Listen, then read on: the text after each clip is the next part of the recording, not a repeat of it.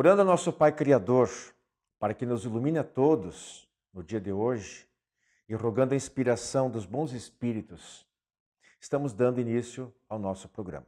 E o fazemos justamente para falar sobre eles, os bons espíritos, que cada um em sua tarefa buscam proteger nós, espíritos encarnados. Concluiremos hoje o assunto começado na semana passada, falando exatamente sobre espíritos protetores, espíritos familiares e espíritos simpáticos. No quadro Espiritismo Responde, Joilson Mendes fala e explica sobre a relação existente entre espiritismo e homeopatia.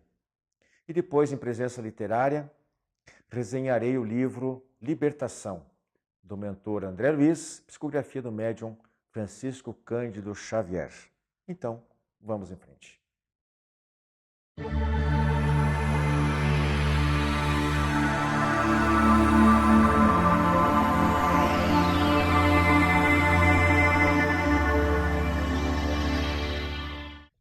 Amigos do Diálogo Espírita, nosso tema livre de hoje é a continuação. Eu prometi que nós estamos aí fazendo a continuação do tema ali, do mesmo assunto que a gente tratou na semana passada, que é espíritos protetores, familiares e simpáticos. E no programa anterior, a mesma equipe, com a Rose e o Joilson, algumas perguntas foram respondidas e esse tema se esgota. Não se esgota, mas a gente vai tentar dar um fecho neles, com mais algumas questões. E eu vou começar logo aqui pela Rose, para a gente não perder tempo, perguntando o seguinte: Rose, algum dia nós não precisaremos mais de um protetor espiritual? Com certeza. Quando é que o pai fica mais presente, né, protegendo e orientando um filho? Em situações de risco, em ambientes desafiadores, né? E enquanto esse filho ainda está mais imaturo. Da mesma forma, nossos espíritos protetores se ligam a nós por causa da nossa relativa inferioridade ainda e por causa dos riscos até do ambiente na Terra, né, em que ainda há muita violência, há muito desvio do caminho correto que eles desejam para nós. Mas com certeza não é na situação atual da Terra, diziam os espíritos. Talvez em mundos superiores é quando nós, né, estivermos bem equilibrados. Ninguém pode pensar num espírito protetor para uma entidade como Jesus, por exemplo, né? Mas com certeza havia toda uma equipe espiritual de suporte por trás da ação dele. Nós esperamos um dia estarmos amadurecidos para sermos espíritos protetores, nem que leve alguns milênios. É verdade. E às vezes podemos ser protetores de uns e ser protegidos por outros, claro, dentro daquela hierarquia. Atualmente nós somos crianças espirituais, então a gente precisa muito dessa proteção. Agora, Joilson, como pedir ajuda? Essa pergunta é bem interessante, hein? Como pedir ajuda ao espírito protetor se nós não sabemos o seu nome? Mas você nem precisa saber o nome dele. Basta você pensar, né, numa proteção, na ajuda, e você já vai atraí-lo até você, pelo pensamento. Tem que sentir a presença, né? Não necessariamente, né? Também não. Não precisa. Se você está num momento de você precisa de uma ajuda, de um auxílio, e você leva o teu pensamento a Deus, né? Deus me ajuda, automaticamente ele já vem ao teu lado e o teu espírito protetor, né? Ele virá ao teu lado e irá te ajudar, te intuir, te orientar. Uma situação parecida que me ocorreu agora em relação a isso aí é sobre a gente saber a nossa identidade em vidas passadas, né? Não interessa saber o nome, né, Rose? Não. Se foi Maria, se foi João, se foi Luiz, se foi... Importa que as nossas características, nossas tendências, os espíritos dias de Kardec também, é que vão mostrar mais ou menos o que a gente já fez, o que a gente errou, o que precisa ser consertado. E o espírito também não precisa ser identificado. Mas a pergunta seguinte vem a calhar também, ó. Espíritos protetores com nomes conhecidos são sempre eles mesmos? E aí a gente pode falar tanto de entidades espíritas, como o próprio Allan Kardec, Bezerra de Menezes, que são figuras muito respeitadas, como de outras religiões, quando falam dos seus santos protetores. Claro. Deixa eu contar uma experiência rapidinho, então. Há muitos anos atrás, ainda bem mais jovem, né? Morava no interior e a gente fazia um trabalho assim de divulgação da doutrina, de arregimentação de pessoas para grupos de estudo, de palestras nas cidades. E um espírito começou a se identificar algumas mensagens psicografadas, em algumas comunicações, auxiliando naquela tarefa. Ele dizia que seu nome era Saulo. Quando falou Saulo, a gente lembra de Paulo de Tarso, né? Nós, já preocupados, né, com uma mistificação, levamos o maior susto, né? Meu Deus, está dizendo que é Saulo, não pode ser. Aí procuramos uma entidade conhecida num trabalho antigo aqui em Curitiba e conversamos com ela e pedimos uma orientação. Ele até riu, o Espírito falou, não se preocupem, não é o apóstolo Paulo, mas é um dos espíritos ligados à falange dele, né, que age em nome dele, no trabalho de divulgação da doutrina espírita. E eles amparam as pessoas que se dedicam à divulgação doutrinária, tem essa tarefa. Então, ele dá o nome de Saulo porque o seu nome pessoal não importa. Interessa a tarefa de divulgação doutrinária em lugares novos, né? A que vocês estão se propondo e que ele está auxiliando. Por mais que se diga que os espíritos, a gente aprende isso na doutrina, que os espíritos muito elevados, eles nenhum se divide, né?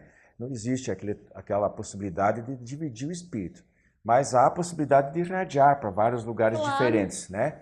Ainda assim, a gente muitas vezes questiona, mas tem tanto Bezerra de Menezes ao mesmo tempo, na mesma noite, no mesmo horário, né? Não, é o que acabou de explicar. Equipes de espíritos, nenhum deles trabalha sozinho, eles trabalham em grupos e agem sob orientação, sob coordenação, extremamente organizados e não tem vaidade, seu nome não importa. Nós vimos, Wilson, no programa passado, falamos até que a missão do Espírito Protetor é mais ou menos semelhante àquela de um pai para com um filho. Mas tem uma pergunta aqui, que é a pergunta 507 do Livro dos Espíritos, que eles perguntam mais ou menos isso. O Espírito e um pai pode... Aqui é diferente, agora não é uma comparação, mas é uma afirmação, né? Uma pergunta na afirmação, ou uma afirmação na pergunta. O Espírito e um pai pode ser o protetor do próprio filho? Bom, aí vamos então retomar o conceito de Espírito Protetor da semana passada. O espírito protetor, nós dizemos que é aquele espírito que é mais elevado que nós. E o espírito familiar é aquele que está na nossa mesma linha de evolução. Então, se um pai está na mesma linha de evolução de um filho, como é que ele pode ser o espírito protetor de um filho? Os espíritos respondem, pode. Porém, auxiliado por um espírito mais elevado. E se ele tiver equilíbrio, né? Sim, obviamente, né? Obviamente. Então, um pai pode ser um espírito protetor, sim. Né? Porque normalmente o pai, às vezes, ele é mais elevado que a gente, né?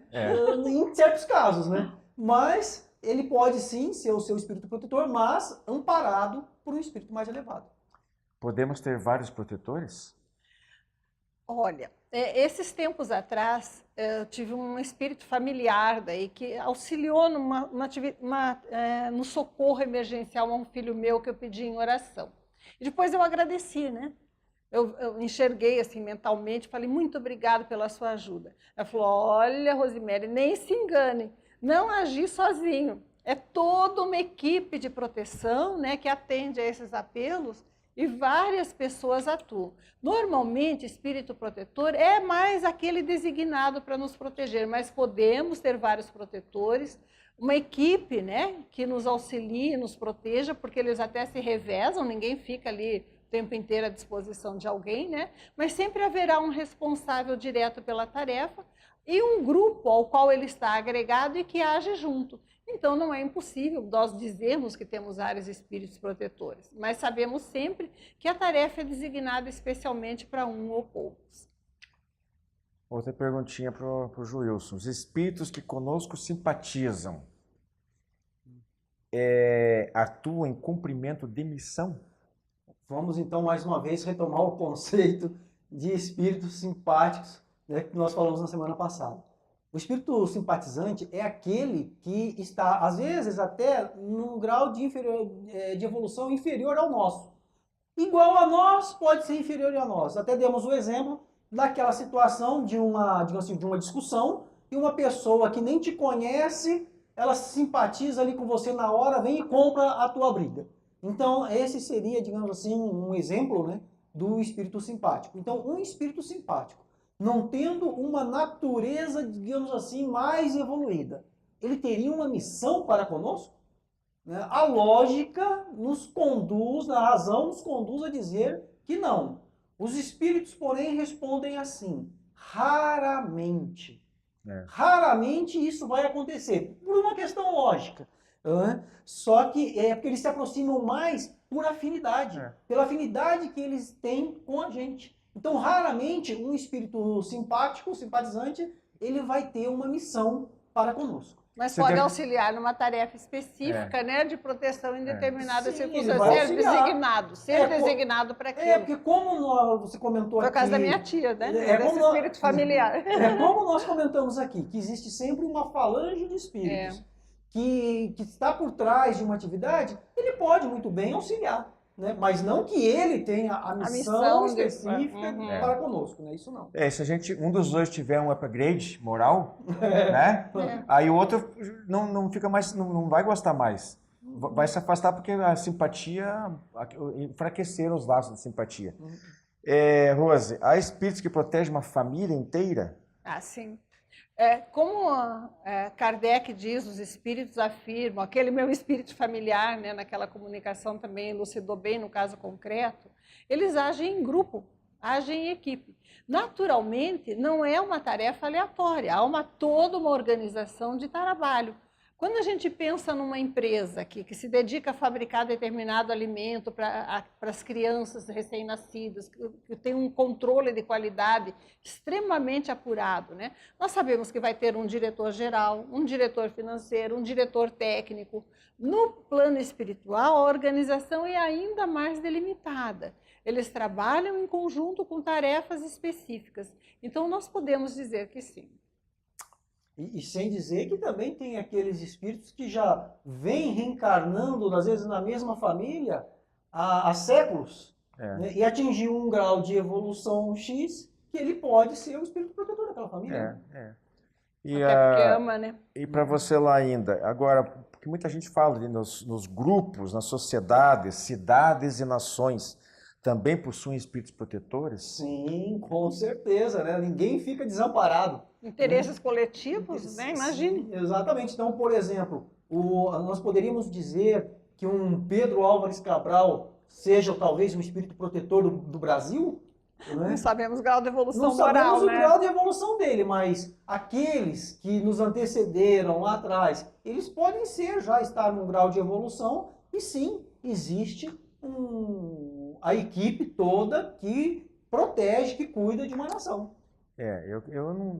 Respeitados os limites do livre-arbítrio da nação. Você não vai dizer que nosso país está muito ruim, não. Não, eu ia dizer o seguinte, eu ia fazer uma pergunta, só que eu vou só jogar no ar, até para nós aqui pensarmos Esse brilhinho do olho Lá preocupa. vem, no programa lá vem. futuro.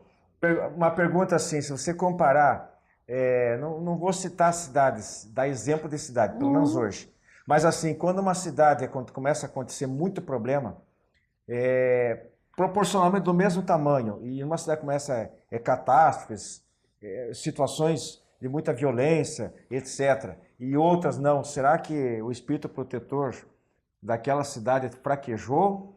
Não está sendo ouvido? Não, é o livre-arbítrio da população que tá atuando. Ou provações coletivas, né? Também. Que tem que atingir aquela comunidade, mas ali só reencarnam aqueles que estão afinizados com aquela questão e que vão ganhar um grande upgrade, uma grande evolução espiritual enfrentando aquela dificuldade. E aprendendo, A né? gente vai voltar nesse assunto, que é bem interessante. Agora, Rose, para fechar, esses espíritos protetores aí, esses de cidades, nações e tal, eles são mais evoluídos do que aqueles que protegem um indivíduo?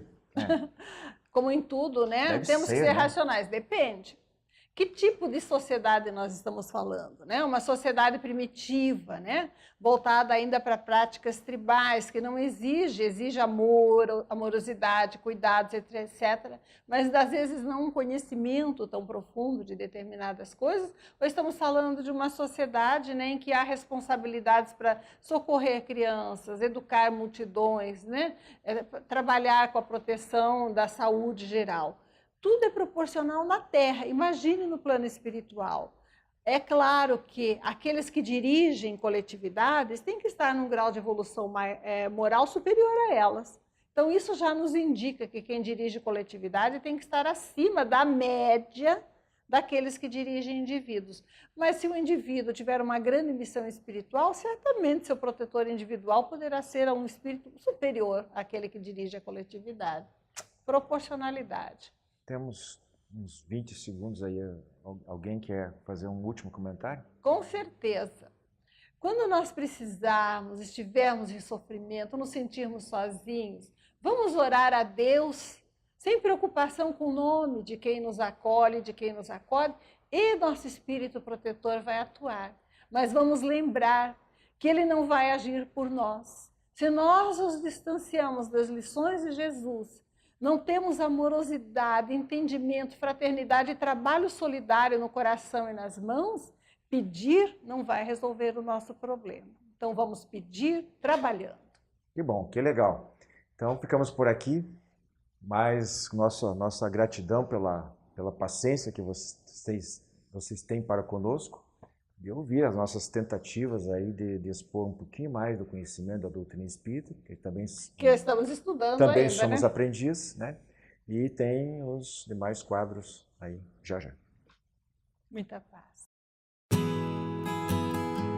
A Casa Editora O Clarim divulga há mais de um século a luz e o conhecimento da doutrina espírita com valioso conteúdo, de belíssimos romances a esclarecedoras obras doutrinárias.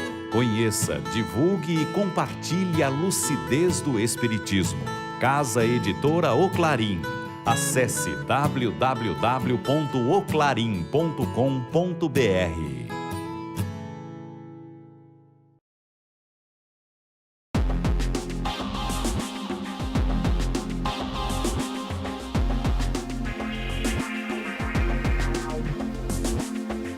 Caros amigos, no Espiritismo Responde estamos com a seguinte questão.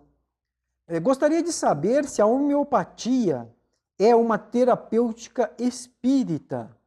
Ouvi dizer que os centros espíritas têm um atendimento chamado de receituário. Como que funciona? Então vamos lá, por partes. A homeopatia, ela é uma terapêutica espírita? A resposta é não. Por que não? A homeopatia, ela foi descoberta pelo médico alemão chamado Samuel Hahnemann em 1796. A doutrina espírita, ela foi codificada em 1857. Então a homeopatia, ela antecede a doutrina espírita. E é uma prática da medicina. Ela chegou aqui no Brasil em 1840. E ela só foi reconhecida pela medicina em 1980. Então a homeopatia, ela é uma prática da medicina, não é uma prática, uma terapêutica espírita. O que acontece é que tem muitos médicos espíritas e que são homeopatas. Né? E por que então eles optaram pela homeopatia? Né? Alguns dizem que a homeopatia ela vai trabalhar no espírito, porque ela é tão diluída na sua essência, né, que no físico parece que não faz nada. E alguns dizem que ela vai atuar no campo perispiritual, no perispírito. E as nossas enfermidades estão aonde? No nosso perispírito. Então, tratando o perispírito, a pessoa isso vai refletir no corpo físico e a pessoa vai obter a cura. Mas, esclarecendo mais uma vez, a homeopatia é uma prática da medicina, não é uma terapêutica espírita. Então, a segunda parte da questão, que a pessoa diz que existe no centro um trabalho chamado receituário. Como que funciona? Eu desconheço algum centro que tenha essa prática, mas muito antigamente isso acontecia. Tinha lá o médium que incorporava Leocádio Correia, Bezerra de Menezes, né, o Dr. Fritz, que é o mais conhecido, né, ou algum outro médico, e então ele passava ali uma receita, a famosa garrafada, né, para a pessoa, e alguns até remédio mesmo. Né, e as pessoas iam lá, se consultavam com esse médium, né, por meio com o espírito, né, médico, e pegavam uma receita e iam então para o seu tratamento. Só que é uma prática que nós temos que ter muito cuidado hoje em dia. Né? Tem que ser um médium muito conhecido, tem que ser uma pessoa que já provou, que já demonstrou que ele realmente está incorporando uma entidade espiritual conhecida e que teve resultados, porque senão isso aí é prática ilegal da medicina. A gente tem que ter muito cuidado com isso. Esse médium, ele pode ser preso, ser denunciado, ser preso por prática ilegal da medicina. Ele não pode fazer isso. Então, há de se ter muito cuidado quando você ouvir falar que tem uma determinada casa espírita e que lá o médium fica passando receitas. Quem passa receita é médico. Não é médium, é médico. Então, muito cuidado com isso. Fique atento, procure saber mais a respeito. A doutrina espírita, a fase dos fenômenos, das demonstrações, essa fase já ficou lá para trás há muito tempo. A fase agora que vive a doutrina espírita é a fase do esclarecimento. E o que se precisa ser tratado é o espírito. De que forma? Praticando os ensinamentos de Jesus, trabalhando, fazendo a sua reforma íntima, trabalhando o seu interior. Aí você vai curar o espírito, que vai curar o seu físico. Pode até ser que não aconteça nessa encarnação, mas você vai se preparando para as próximas encarnações. Obrigado pela questão que foi enviada. Continuem mandando as suas questões para o e-mail que aparece aqui embaixo e também acessem o nosso site, o site da ADE, que é o www.adepr.org.br. Lá você encontrará mais informações a respeito da doutrina espírita. Muito obrigado, muita paz a todos.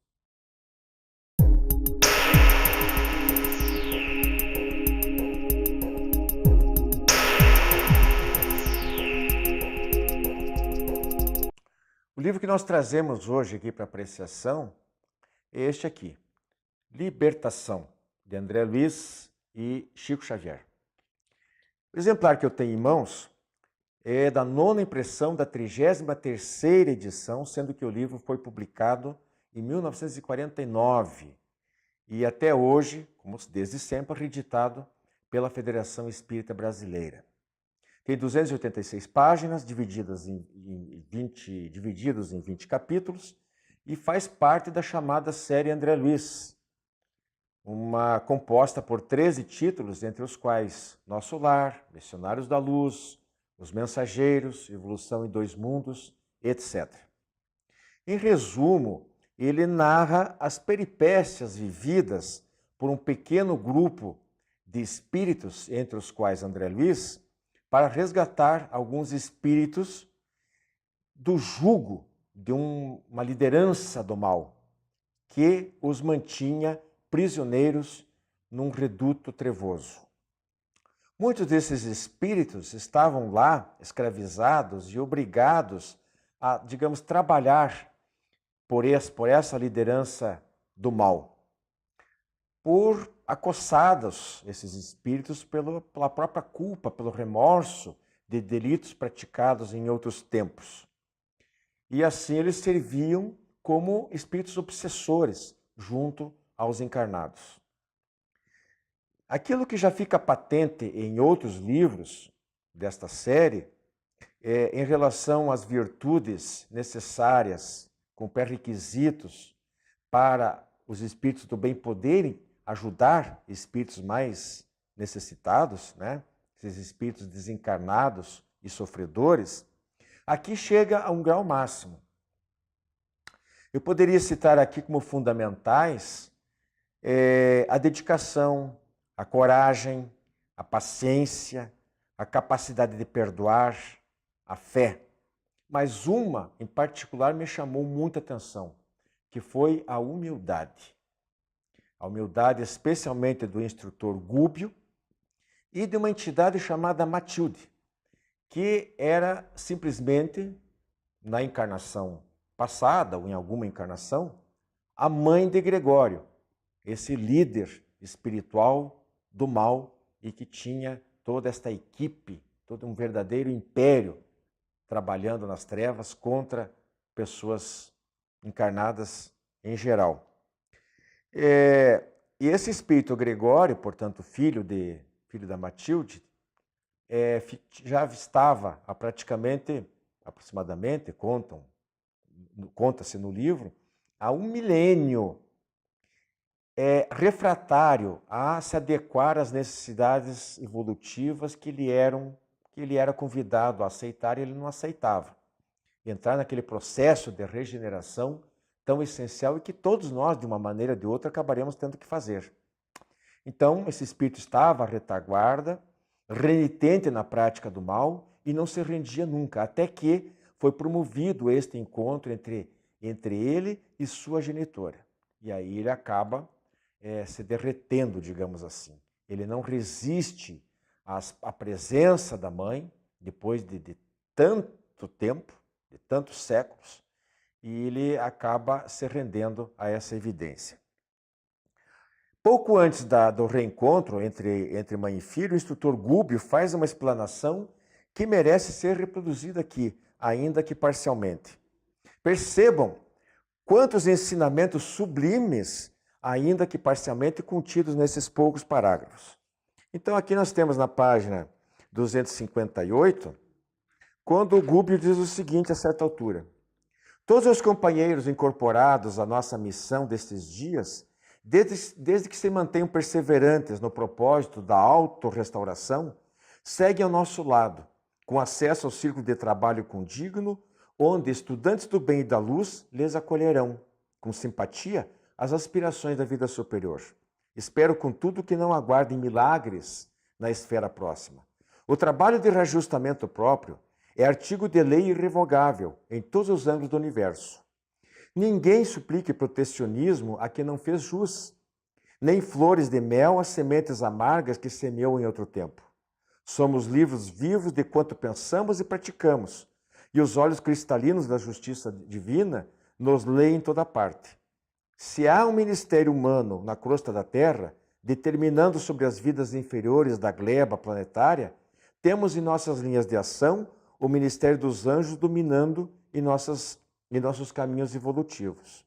Ninguém traz os princípios estabelecidos. Possuímos agora o que ajuntamos no dia de ontem e possuiremos amanhã o que estejamos buscando no dia de hoje. E como emendar é sempre mais difícil do que fazer, não podemos contar com favoritismo na obra laboriosa do aprimoramento individual, nem provocar solução pacífica e imediata para problemas que gastamos longos anos a entretecer. A prece ajuda, a esperança balsamiza, a fé sustenta, o entusiasmo vigora, o ideal ilumina, mas o esforço próprio na direção do bem é a alma da realização esperada.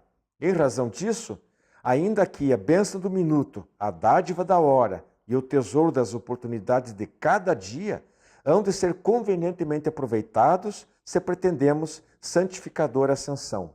Felicidade, paz, alegria não se improvisam. Representam conquistas da alma no serviço incessante de renovar-se para a execução dos desígnios divinos. Felizmente, desde agora estamos abrigados no santuário da boa vontade e ainda neste instante cabe-nos não esquecer a promessa evangélica. Quem perseverar até o fim será salvo.